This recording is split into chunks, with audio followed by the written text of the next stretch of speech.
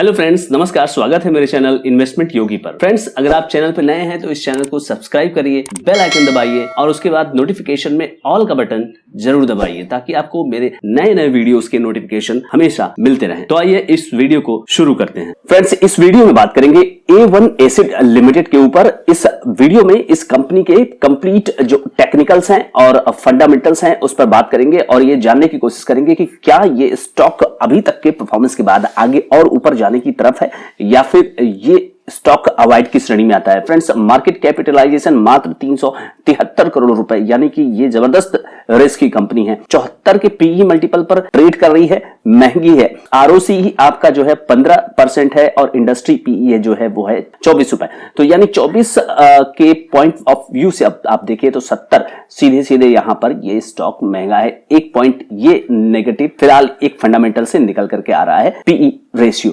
Current price 324, book value 41 के against में ये ट्रेड कर रहा है। आरओई देखिए तो 14% है। तो आरओई आरओसी थोड़ा कम है, डिसेंट है। स्टॉक 206 से 278 के रेंज 378 के रेंज में एक साल में जा चुका है और डिविडेंड भी देती है company.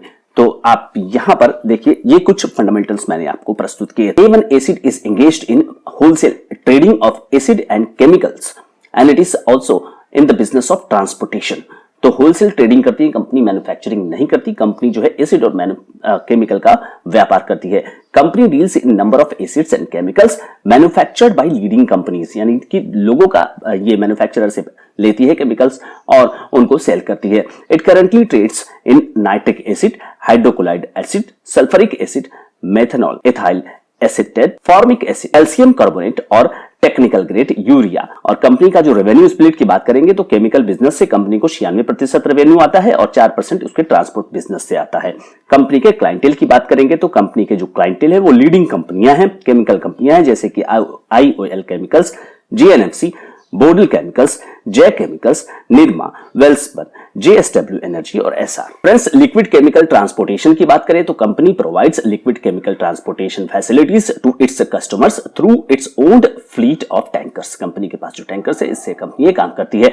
It's a proficient and well experience team जो इंश्योर करती है कि सेफ तरीके से ट्रांसपोर्ट, ये क्योंकि केमिकल्स काफी खतरनाक होते हैं। नेटवर्क कंपनी का इतना सॉलिड है कि कंपनी अपने कई स्टेट्स में ये काम करती है। पंजाब, गुजरात, महाराष्ट्र, तेलंगाना, झारखंड, हरियाणा, कर्नाटक, मध्य प्रदेश, उड़ीसा, राजस्थान, आंध्र प्रदेश, वेस्ट बंगाल और उत्तर प्रदेश में कंपनी का नेटवर्क है जहां से कंपनी अपने प्रोडक्ट्स को सेल कर रही है।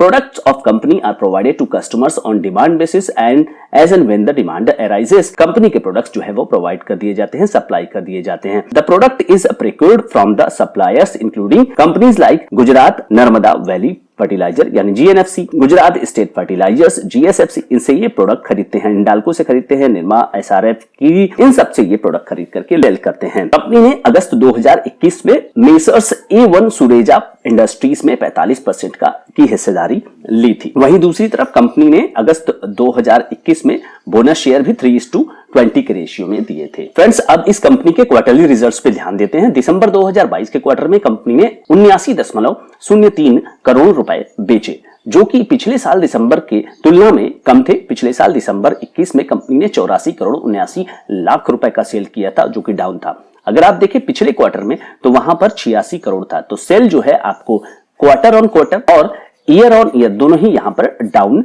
दिख रही हैं। ऑपरेटिंग प्रॉफिट की बात करें, 1 करोड़ का ऑपरेटिंग प्रॉफिट दिसंबर 2022 के आपके क्वार्टर में है, जिसको अगर आप कंपेयर करेंगे 21 से तो वहां पे 3 करोड़ 43 लाख है, तो वहां से ये कम हुआ। अगर आप इनके मार्जिन की बात करें, बिजनेस की मार्जिन की बात करें तो बिजनेस का मार्जिन मात्र 1.37% है, जो कि पिछले साल 4% था। तो मार्जिन भी घट गए, ऑपरेटिंग प्रॉफिट मार्जिन घटे, सेल्स घटे और ऑपरेटिंग प्रॉफिट भी घटा।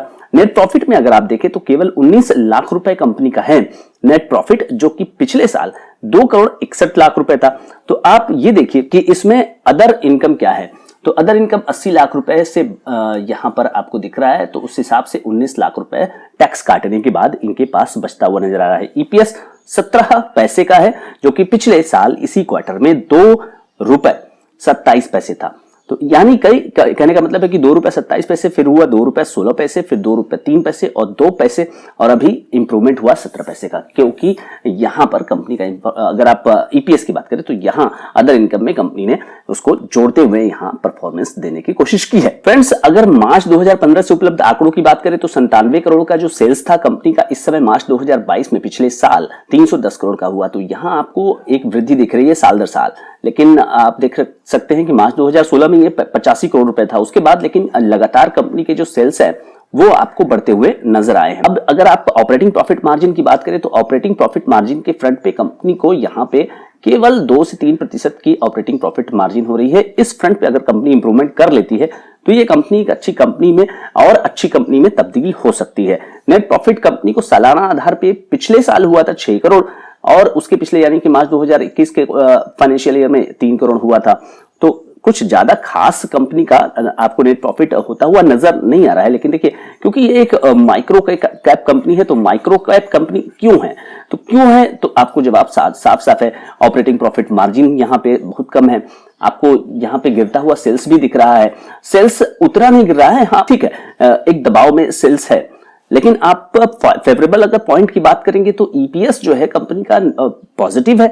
मार्च 2022 के समाप्त वित्त वर्ष में देखें तो ₹5.49 का ईपीएस कंपनी देने में सफल हो गई है और इस साल टीटीएम बेसिस पे ₹4.38 होने की संभावना है। कंपनी ने पहली बार डिविडेंड भी दिया पिछले वित्त वर्ष में 27%, तो ये एक पॉजिटिव है यहाँ पर। अब फ्रेंड्स बात करेंगे एनुअल सेल्स ग्रोथ की। 5 साल में 24% का सेल्स ग्रोथ है। 5 साल में प्रॉफिट का ग्रोथ जो है वो 16% है। स्टॉक ने पिछले 3 साल में 85% का यहाँ पे रिटर्न दिया हुआ है। रिटर्न ऑन इक्विटी देखेंगे तो वो भी डिसेंट लेवल पर है, तो यहाँ पर प्रॉब्लम आपको नजर नहीं आ रही है। फ्रेंड्स, बैलेंस शीट की बात करेंगे तो बैलेंस शीट में आपके पास जो रिजर्व्स हैं वो 36 करोड़ रुपए के हैं। उसके अगेंस्ट में कंपनी ने 24 करोड़ के लोन लिए हुए हैं सितंबर 2022 के डेटा के अनुसार। तो यहाँ पे आपको लोन की प्रॉब्लम नजर नहीं आ रही है। कंपनी के टोटल साइज की बात करेंगे, बुक वैल्यू 79 करोड़, बहुत छोटी सी कंपनी है फ्रेंड्स, तो 79 करोड़ की ये कंपनी है। अब फ्रेंड्स, शेयर होल्डिंग पैटर्न में बात करें तो अक्टूबर 2018 के हिसाब से कंपनी 70% जो प्रमोटर्स के जो शेयर होल्डर्स है, और वहां से अगर आप चले दिसंबर 2022 में 70% इंटैक्ट है। प्रमोटर्स जो है यहाँ इंटैक्ट है, वो कहीं